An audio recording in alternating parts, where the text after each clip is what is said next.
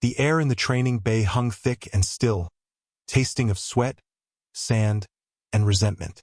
It was a language Lieutenant Commander Anya Sharma understood better than most. The 5 Marines blocking her path were fluent in it. Their smirks were punctuation, their broad shoulders a wall of unspoken text. They smelled of bravado and sun-baked dust, a scent unique to men who believed the ground they stood on belonged to them by divine right. Sergeant Gunnar Henderson was the largest, a caricature of Marine Corps recruiting posters. A jaw that could crack walnuts, a neck like a tree trunk, and eyes the color of faded fatigues.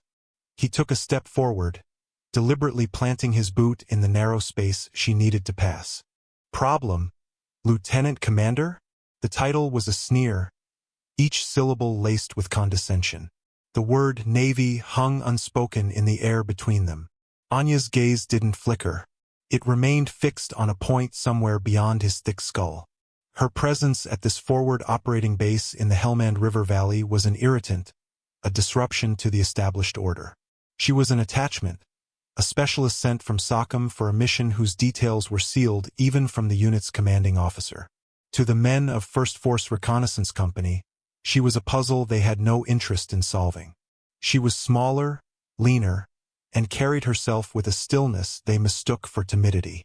They saw a woman in a man's world, a staff officer playing dress-up. "I need to get to the armory, Sergeant," she said. Her voice was low, devoid of inflection. It didn't carry a plea or a command, merely a statement of fact. Henderson chuckled, a low rumble that his 4 companions echoed on cue. They shifted, a subtle choreography of intimidation, closing the circle. They were like wolves testing a fence, looking for weakness. "Armories closed for inventory," he lied, crossing his arms. The gesture pulled the fabric of his shirt tight across a chest that was a monument to institutional pride. "Maybe you can come back tomorrow, after you've had your tea." The insult was childish, but it was the only weapon they thought they needed. They expected a reaction, a flash of anger, a stutter of indignation, a retreat. They wanted her to file a complaint, to run to the CO, to prove she couldn't handle the rough-and-tumble culture of the grunts. It would validate their entire worldview. Anya gave a slow, deliberate blink. Her pack, containing specialized comms gear, sat at her feet. She had been on her way to calibrate it. She adjusted her stance slightly, a fractional shift of weight from the balls of her feet to her heels. "Move, Henderson, this time." The statement was a period at the end of a sentence they hadn't realized was being written. That was the final invitation. Henderson's smirk vanished, replaced by a mask of manufactured outrage. "You hear that, boys?" The commander's giving orders. He lunged, not with a closed fist, but with an open hand, reaching to shove her. It was a schoolyard move, meant to humiliate, not injure. The next 30 seconds were a blur of confusion and pain for the 5 Marines. Henderson's shove never landed. As his hand entered her personal space, Anya moved. She didn't retreat. She flowed forward, inside his reach. Her left hand clamped onto his wrist, not to block, but to guide. Her right hand, fingers rigid, struck the cluster of nerves in his armpit. His arm went numb, a jolt of pure static shooting from shoulder to fingertip. As he gasped in surprise, she used his own forward momentum, pivoting on her heel. He was a large man, but physics was a universal language. He sailed over her hip, his trajectory ending with a bone-jarring impact on the packed earth floor. The air left his lungs in a ragged whoosh. The 2nd Marine, a corporal named Jensen, swung wildly. Anya ducked under the clumsy haymaker, her palm striking the side of his knee. The joint buckled with an audible pop. He screamed, a high, thin sound of shock, and collapsed. The 3rd and 4th came at her from the sides. She moved like a wraith between them. A short, vicious elbow strike to one's solar plexus sent him staggering back, gasping for air. A precise heel kick to the other's thigh found the femoral artery, not to kill, but to incapacitate. His leg went dead, and he fell into his retching comrade, the 2 of them collapsing in a tangled heap. The 5th Marine, the youngest of the group, froze for a critical second, his eyes wide with disbelief. It was all the time Anya needed. She closed the distance, one hand shooting up to brace the back of his head, while the heel of her other hand drove sharply into his nose. There was a wet crunch. He stumbled backward, clutching his face, blood pouring through his fingers. Anya stood in the center of the carnage, her breathing even, her expression unchanged. 5 bodies were on the floor, moaning, writhing, or unconscious. She hadn't thrown a single punch. It was all leverage, momentum, and an unervingly precise knowledge of the human body's frailties. She hadn't been fighting. She had been dismantling machinery. She looked down at Henderson, who was struggling to push himself up, his face a mask of fury and humiliation. His bravado had shattered, replaced by a cold, terrifying understanding. This wasn't a staff officer. This wasn't a woman who had been pushed through the system. This was something else entirely. Anya bent down, picked up her pack, and slung it over her shoulder. She stepped carefully over Jensen's outstretched leg and continued toward the armory without a backward glance. The silence she left behind was louder than any of their groans. It was the sound of 5 men realizing they had picked a fight with a hurricane. The summons came less than an hour later. Colonel Marcus Thorne's office was an oasis of order in the sprawling chaos of the FOB. The air was cool, smelling of polished wood and stale coffee. Maps covered one wall, annotated with grease pencil markings that traced the jagged pulse of the war. Thorne sat behind a large metal desk, his posture as rigid as the metals on his uniform. He was a man carved from granite and doctrine, and his face was a thundercloud. Lieutenant Miller, the Force Recon platoon leader, stood at a stiff parade rest to the side. He was young, squared away, and currently looked as if he'd rather be walking through a minefield. Henderson and the other 4 Marines stood opposite the desk, a collection of fresh bruises, split lips, and shattered pride. A corpsman had already patched them up, but the humiliation was a wound no bandage could cover. Anya entered last. She closed the door quietly behind her and stood at attention, her gaze fixed on the wall above Thorne's head. She offered no greeting, no explanation. Thorne let the silence stretch, a tactic meant to intimidate. He tapped a single, manicured finger on a thin folder on his desk. Her file. "Lieutenant Commander Sharma," he began, his voice a low growl. "I have been in command of this FOB for 18 months. In that time, we have fostered a culture of discipline, cohesion, and mutual respect. We are a brotherhood, and in less than a week, you have taken a sledgehammer to it." He gestured with an open, dismissive hand toward Henderson's crew. "These are some of my best men. Sergeant Henderson is a decorated combat leader, and now he and his fire team look like they've been mauled by a mountain cat. Care to explain to me how that happened?" Henderson shifted his weight, his jaw tight. "Sir, we were engaged in a training exercise. Unsanctioned. It got out of hand." Thorne's eyes narrowed. "Training? It looks to me like 5 of my recon Marines decided to test a Navy officer in a dark corner of this base. And from the looks of it, you failed the test spectacularly."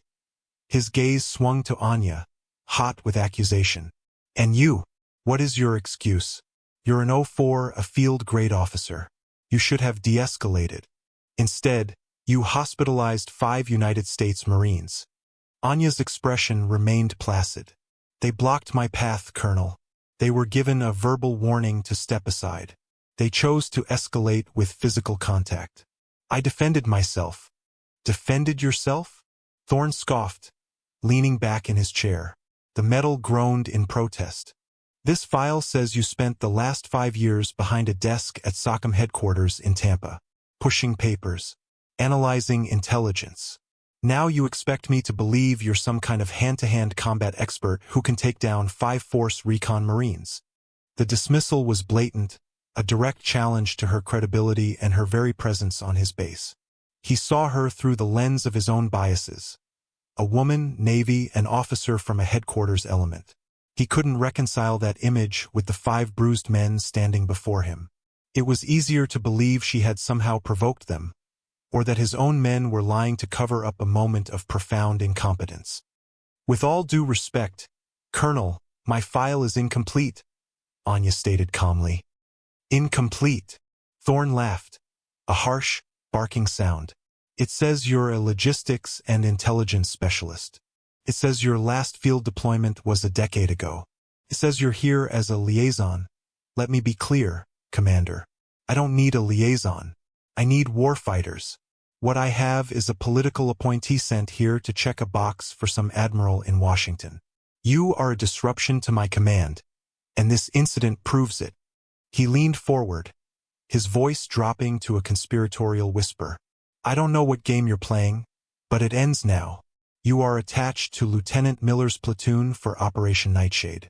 You will follow his orders to the letter. You will carry a radio and a rifle, and you will do nothing unless explicitly told to. You are an observer, an extra body. You are not to engage the enemy. You are not to offer tactical advice. You are not to so much as breathe without Lieutenant Miller's permission. Is that understood?" The condescension was suffocating. He was neutering her, reducing her to a piece of baggage his men would be forced to carry. It was a public castration of her authority, performed in front of the very men who had challenged her. "Crystal, Colonel," Anya said. The word was clipped, precise. Thorne turned his glare on Miller. "Lieutenant, she is your responsibility. Her safety, her conduct. If she steps 1 inch out of line, you will put her on the first bird back to Bagram. I don't care what Sockham says." "Yes, sir," Miller replied, his voice tight. "Dismissed?" Thorne snapped, waving a hand. "All of you, get out of my sight." The Marines filed out, Henderson refusing to meet Anya's gaze. His shame had now been compounded by the colonel's public dressing down. He didn't hate her for winning the fight. He hated her for making him look weak in front of his commanding officer. The rift between them had not been healed. It had been carved into a canyon. As Anya turned to leave, Thorne's voice stopped her. "Sharma." She paused at the door, her back to him. "Whatever you think you are," he said, his voice laced with finality, "you're in the Marine Corps' world now. We do things differently here. Try to remember that." Anya walked out into the blinding Afghan sun without a word. The heat was oppressive, but it was nothing compared to the cold hostility she felt from the men she was about to go to war with. The dismissal was complete. In their eyes, she was less than nothing. She was a liability.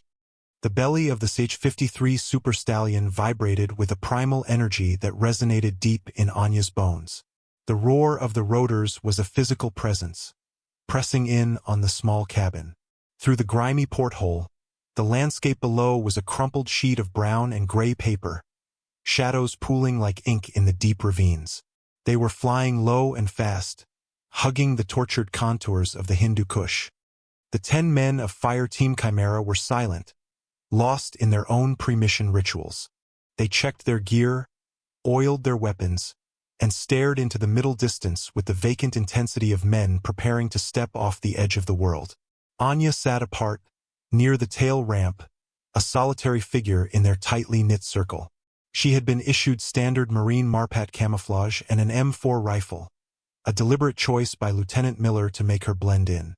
But she was an island of stillness in their sea of nervous energy. Her gear, though outwardly similar, was subtly different. Her plate carrier was a lighter, more streamlined model. The pack at her feet was smaller, more compact, yet seemed to hold an impossible amount. Henderson sat directly across from her, his gaze a burning hole of resentment. The bruises on his face had deepened to ugly shades of purple and yellow. He hadn't spoken a word to her since the colonel's office, communicating instead through glares and pointedly turning his back whenever she drew near. The rest of the team followed his lead. They treated her like a ghost, an unwelcome specter their CO had forced upon them. The insertion was a controlled fall. The helicopter flared in a maelstrom of dust and rotor wash, hovering just feet above a rocky plateau. The ramp dropped with a hydraulic hiss, and the Marines poured out, fanning into a perimeter with practiced efficiency. Anya was the last one off, moving with an unhurried grace that seemed out of place in the frantic moment of arrival. The super stallion clawed for altitude and was gone, leaving behind a ringing silence and the cold, thin mountain air. They were deep in enemy territory, over 100 kilometers from the nearest friendly forces. Their objective was a mountain pass, designated Objective Peregrine, where intelligence suggested a high-value Taliban commander would be meeting with a cell of foreign fighters. Their mission was simple: observe, report, and call in an airstrike. Do not engage. The first 24 hours were a grueling test of endurance. The terrain was a vertical nightmare of shattered rock and treacherous scree slopes. The altitude gnawed at their lungs, making every step a conscious effort. Anya moved with an unnerving economy of motion, while the burly Marines powered their way up inclines, their muscles bunching. She flowed over the terrain, finding paths they missed, using handholds they hadn't seen.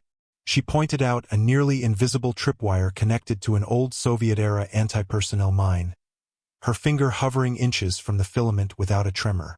Diaz, the team's young point man, paled when he realized he had been about to step on it. He gave her a quick, grateful nod. Henderson saw the exchange and scowled. The first sign of crisis came at dusk on the second day. They had reached a concealed position overlooking the pass, a small cave system honeycombed into a cliff face. Miller was trying to make contact with command to send their initial status report. "Sir, I've got nothing." The RTO, a corporal named Davies, announced, his voice tight with worry. "The SATCOM is dead. Not just static, it's completely dead. The burst transmitter isn't handshaking either." Miller took the handset, cycling through the frequencies himself. "Nothing." He checked the connections, swapped the battery. "Still dead." "Try the backup," he ordered. Davies pulled out the secondary unit, a smaller, less powerful radio. He worked on it for 10 minutes before looking up, his face grim. "Same thing, sir. It's fried. The power indicator is lit, but the board is dead. It's like it was hit with an EMP." The implications settled over the team like a shroud. They were completely cut off. No comms, no support, no extraction. They were alone. It was then that Henderson, who had been scouting the back trail, came scrambling back into the cave, his face ashen. "Contact," he hissed, his voice a harsh whisper. "Patrol. 10, maybe 12 men. They're on our trail. They found our tracks from the LZ." Miller grabbed his binoculars, moving to the edge of the cave mouth. Far below, he could see them. A line of figures moving steadily up the same path they had taken. They were well-armed and moving with purpose. They weren't just a random patrol. They were hunters.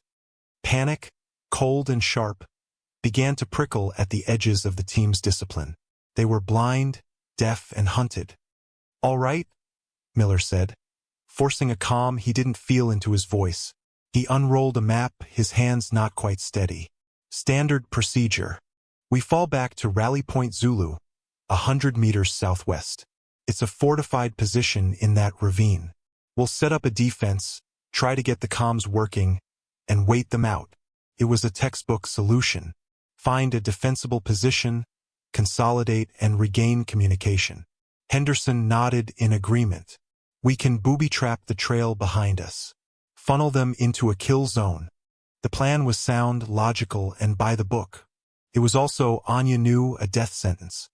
She had been silent until now, observing, adhering to Thorne's strictures. But the time for observation was over. "That's a mistake, Lieutenant," she said, her voice cutting through the tense murmurs of the team. Every head snapped in her direction. Henderson's face contorted with rage. "The colonel said you were to keep your mouth shut, Commander." Anya ignored him, her eyes fixed on Miller. She pointed to a spot on the map. "Rally Point Zulu is a bottleneck. The ravine has sheer walls on 3 sides. They're not just following us. They're hurting us. They know this terrain. They're pushing us into a trap." Miller looked from the map to her, his expression a mixture of doubt and unwilling curiosity. "What are you suggesting?" "We don't fall back," she said, her voice dropping lower, more intense. "We do the one thing they won't expect. We push forward. North." She traced a line on the map with her finger. It led over a series of ridges that culminated in a sheer cliff face marked on the topographical chart with a dense cluster of contour lines. It was labeled the Dragon's Teeth. Henderson let out a harsh, disbelieving laugh. Forward? That's a 300-foot cliff face. It's impassable. That's suicide. This isn't some BUD/S fantasy camp. Ma'am, this is the real world. They will expect us to run west or south, back toward friendly lines. Anya countered, her gaze unwavering. They will expect us to dig in and make a stand. They will never expect us to go up. Before Miller could respond, the argument was rendered moot. The sharp, distinctive crack of a Dragunov sniper rifle echoed through the valley, and a chip of rock exploded from the cave wall inches from Miller's head. It was followed by a volley of AK-47 fire, slugs peppering the rock around their position, whining like angry hornets. The patrol hadn't waited. They had flanked them, moving faster than anticipated, and now had the Marines pinned down in their observation post. The cave that had been their sanctuary was now their cage. A scream cut through the din of gunfire. Corporal Diaz, the young point man, had been near the mouth of the cave. He slumped to the ground, clutching his leg, blood already soaking through his trousers. The crisis had arrived. They were trapped, bleeding, and the enemy was closing the noose. The textbook had been thrown into the fire. The world dissolved into a cacophony of noise and violence. The air thickened with the smell of cordite and hot metal. Bullets ricocheted off the rock face, their paths unpredictable and deadly. The Marines reacted on instinct, returning fire, but their position was compromised. They were fish in a barrel. "Corpsman up!" Miller yelled, dragging Diaz deeper into the cave. The medic, a quiet sailor named Petty Officer Chun, scrambled to the wounded Marine's side, but in the chaos his hands trembled. He fumbled with the straps of his medkit, his training momentarily overwhelmed by the sheer ferocity of the ambush. Anya moved. She didn't shout or ask for permission. One moment she was by her pack, the next she was a blur of motion. She laid down a burst of controlled 3-round volleys from her M4, the shots so precise they forced the sniper to change position, silencing the most immediate threat. The brief respite was all she needed. She slid to a stop next to Diaz, her hands already pulling a tourniquet from her own thigh rig. "Pressure," she said to Chen, her voice a blade of pure calm in the storm of gunfire. "Right here. Press." Her fingers moved with an impossible speed and certainty. She cinched the tourniquet high on Diaz's thigh, twisting the windlass with practiced motions until the bright arterial bleeding slowed to a dark, sluggish ooze. Took less than 15 seconds. Chun stared, his own hands frozen, watching a master at work. "Miller!" Anya's voice cut through the noise, not loud, but with an authority that was absolute. "Covering fire, left flank.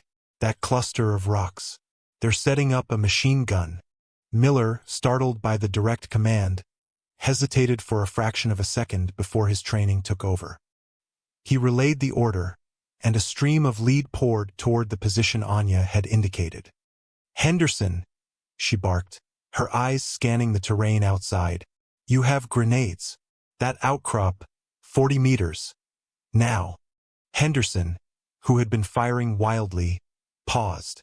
He looked at her, his face a mixture of defiance and shock, but the certainty in her voice, the undeniable logic of her commands, broke through his resentment. He pulled a grenade, yanked the pin, and hurled it in a perfect arc. The explosion was followed by screams. Anya turned back to the wounded Marine. "Diaz, can you walk?" The young corporal, pale and sweating, shook his head. "I can't feel my leg, ma'am." "We carry," she stated, as if it were the most obvious fact in the world. She looked at Miller. "Your plan is compromised. My way is the only way out." There was no time to argue. The enemy fire was intensifying, pinning them down from multiple angles. They were being systematically encircled. Miller looked at the blood pooling under Diaz, at the fear in the eyes of his men, and at the impossible calm on Anya's face. In that moment, the command structure of Fire Team Chimera fractured and reformed around her. "What do we do?" Miller asked, the question an admission of defeat and a plea for guidance. "We move," Anya said. She pulled 2 smoke grenades from her vest. "On my mark, we break contact. Move north, toward the cliff face. Stay low, stay fast. Davies, you're with me on Diaz. Henderson, you have rear security. Miller, you take point." She didn't wait for acknowledgement. "Mark!" She pulled the pins and threw the grenades, creating a thick wall of churning gray smoke. Under its cover, the team scrambled from the cave. Anya and Davies half-dragged, half-carried Diaz, his face contorted in a silent scream of pain. The next hour was a living hell. They moved through a gauntlet of gunfire, the enemy nipping at their heels. Anya was the linchpin, the central processing unit of their survival. She seemed to see everything at once. The muzzle flashes, the potential cover, the safest routes. Her commands were clipped, direct, and flawless. "Sniper, 2 o'clock. High, a Marine would lay down suppressive fire. Wait for the lull. Move now." They would dash across an open patch of ground. "Henderson, that ridge. Suppress," he would obey without question. She moved with Diaz, bearing most of his weight, yet she was still the most lethal member of the team.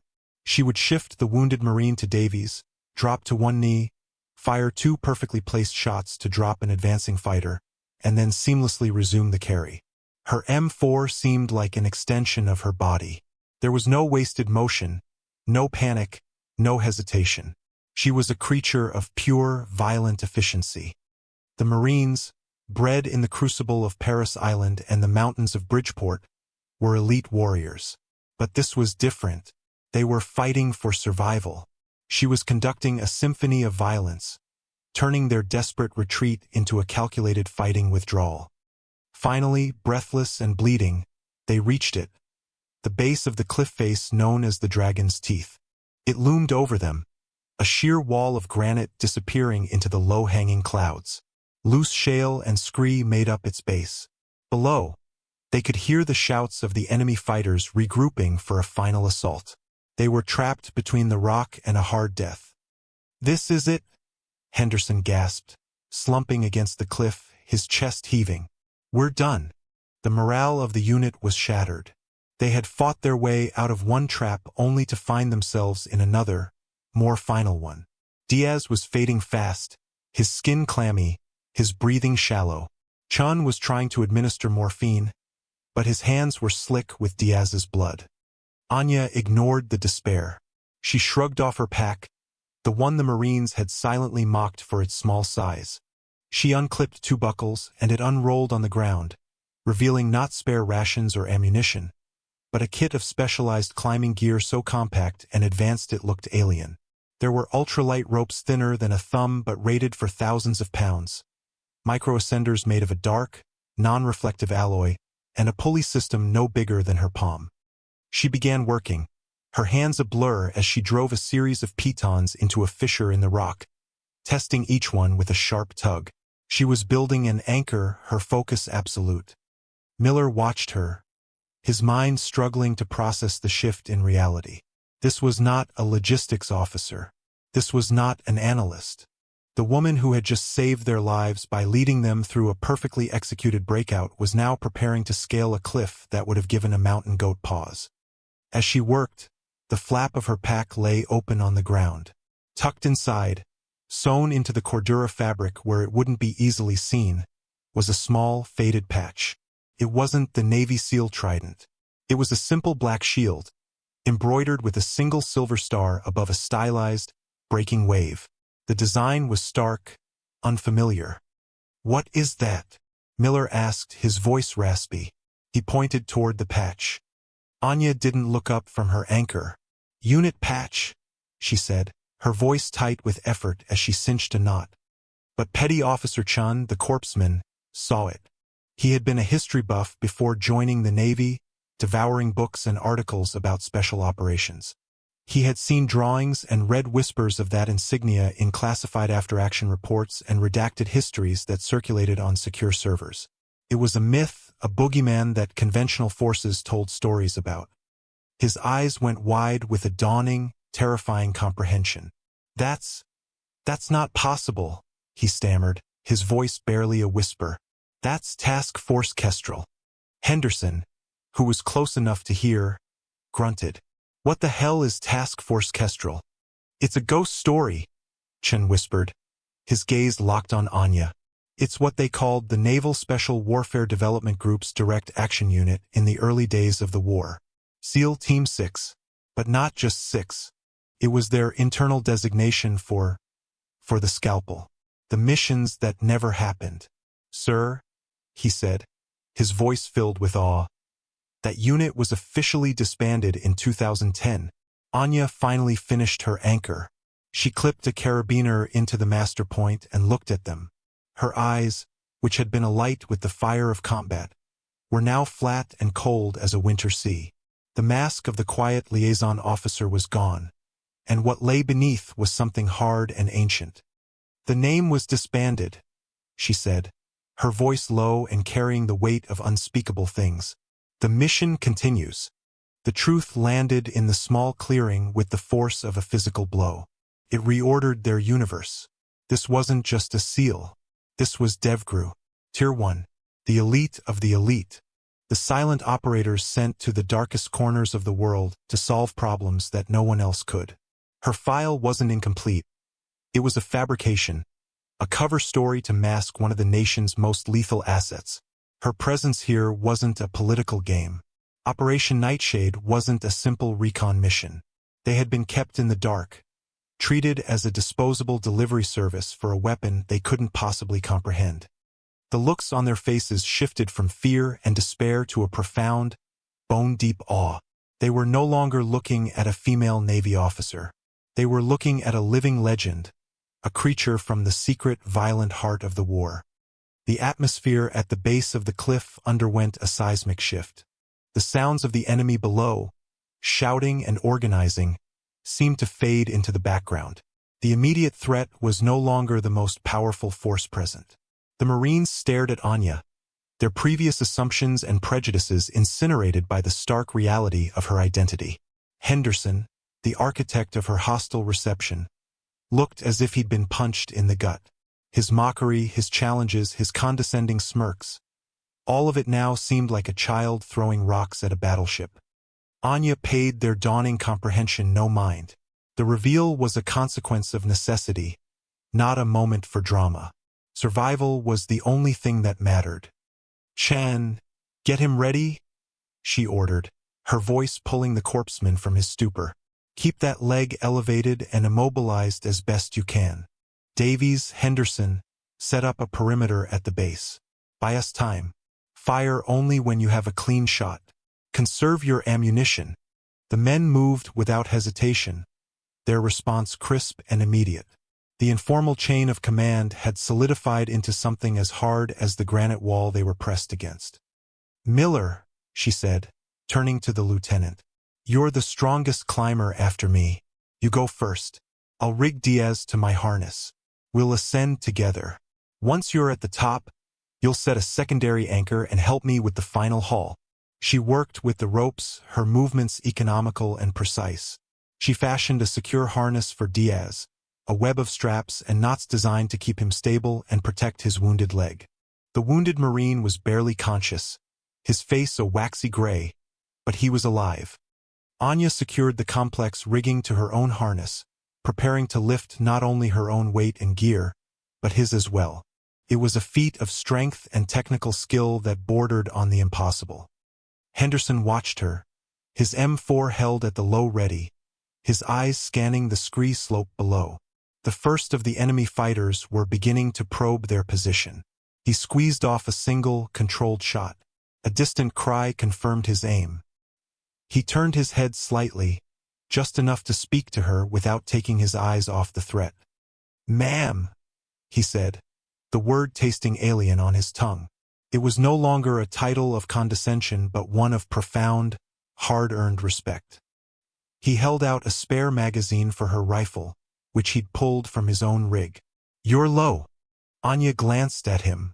She saw no apology in his eyes, nor did she expect one. Apologies were for words.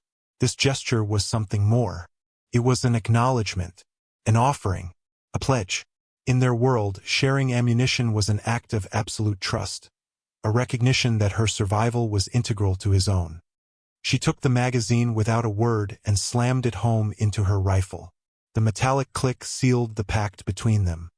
With Miller leading the way, they began the ascent. The climb was a brutal, vertical struggle.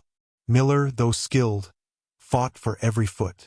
Anya, burdened with the dead weight of Diaz, moved with a steady, relentless rhythm.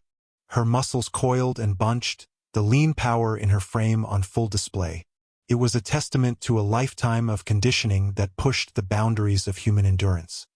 Below, Henderson and Davies held back the enemy, their rifle shots echoing in the narrow pass. They were fighting a delaying action, buying minutes with bullets, knowing every second was another foot of altitude for their comrades.